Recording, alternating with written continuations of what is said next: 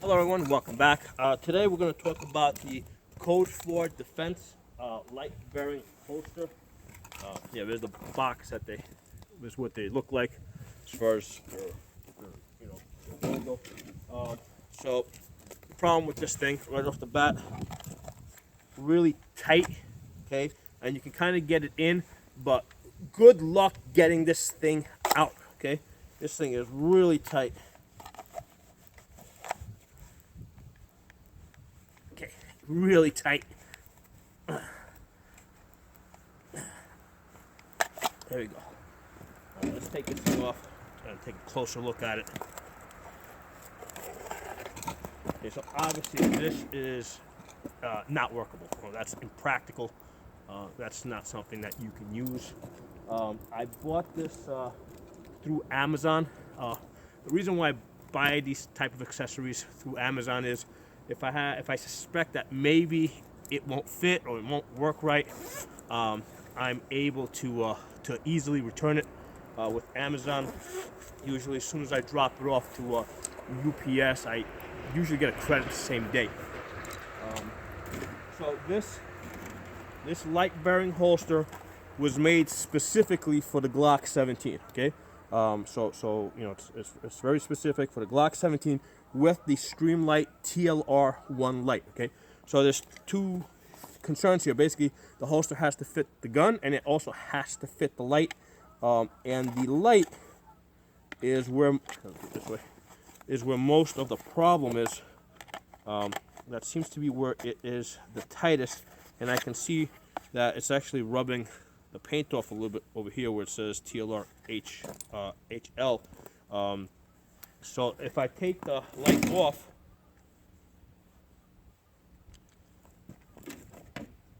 okay, this goes in. I mean, I wouldn't carry it. I mean, it's pretty loose. I wouldn't carry it this way, all right? But if you needed to temporarily do this, like let's say you needed to take the light off and use the light separate from the gun, you could temporarily put it here, but I wouldn't depend on this, because the gun can fall out. So this holster is designed for you to use it with the Glock 17 with the light attached. Okay, you cannot really use it without the light attached. Okay, so that's an important consideration. Put that back on. But as you can see, it's just too tight. And this is going both in and out. And I did try for a couple of hours. I took, basically I took a bottle and I inserted it in there, and I did manage to stretch it out a little bit. It opened up a little bit here. There's a little bit of there's a small crack over here, but as these two halves opened up, that separation was not there when I first got it. So I did manage to open this up a little bit, but it's not enough so that this is usable. Other thing I noticed is that these screws here, right, because these belt loop things here, right, that your belt runs through, they screw in. The way I have it set up is like these are basically 5 rivets, okay, and what they did is they threaded these top 2 rivets, and then they ran a screw through there to hold these things in place, but they never Loctited it. Okay, I was able to tighten them up and loosen them up pretty easy. In fact, when I got it, it was a little bit looser. I had to tighten it up. So these will loosen up. So that's something that they should do from the factory. They should Loctite these in place if that's how they're gonna ship it. I like the design. I like the concept. I like the simplicity of this, right? But the problem is that there's no way to adjust it. If I was to make a recommendation for the design, like when they put these two halves together, they should put some type of a rubber separator between the two halves that you can tighten and loosen up, because there's one of two things happened here, right? Either this was just terrible quality control, right? Nobody ever actually tested this, because they should have, if they're selling this for the Glock 17 with a light, they should have a blue gun, right?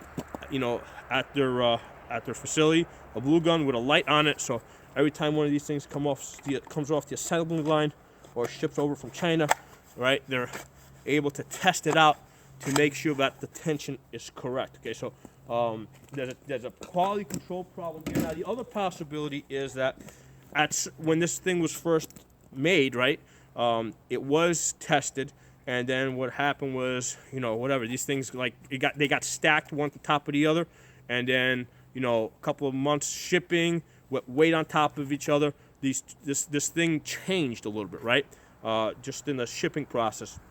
So that's a possibility, right, because you have these two halves. Maybe when they first made it, they tested it, but at some point, maybe it got crushed during shipping, and it deformed a little bit.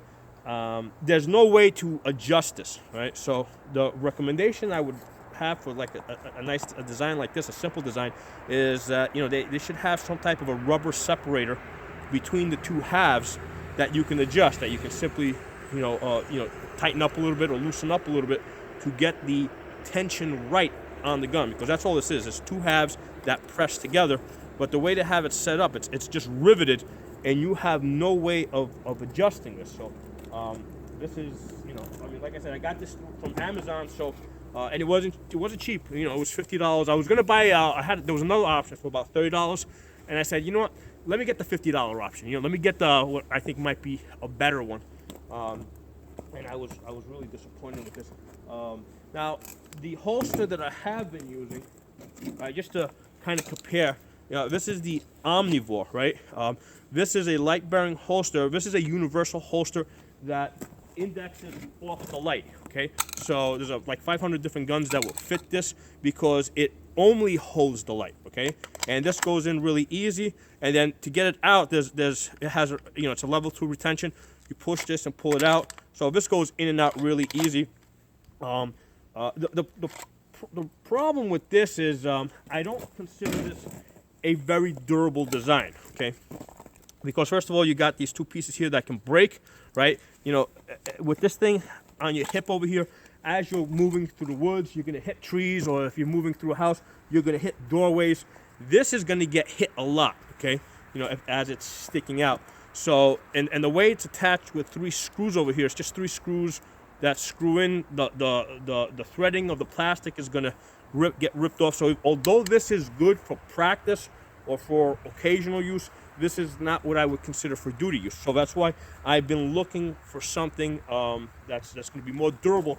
And this design has that in terms of, it's a simple design. It's just 2 pieces of plastic that come together.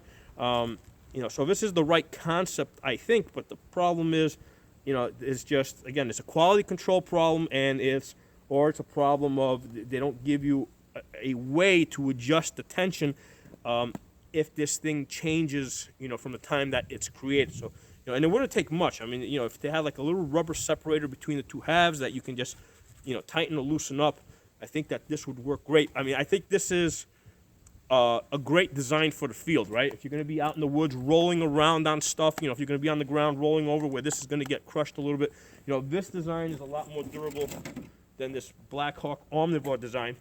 So this is kind of where I want to be, right, with a simple design that's less likely to break, but it's got to fit the gun, okay? So that's the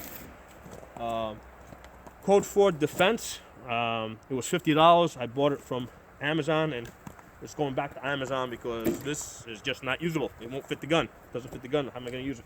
So I just wanted to share that with you guys. If you guys have any comments, feedback, put in the comments section. If you've had a different experience with this, please tell me so in the comments section. If you're not a member of the channel, subscribe. I'll see you guys next time.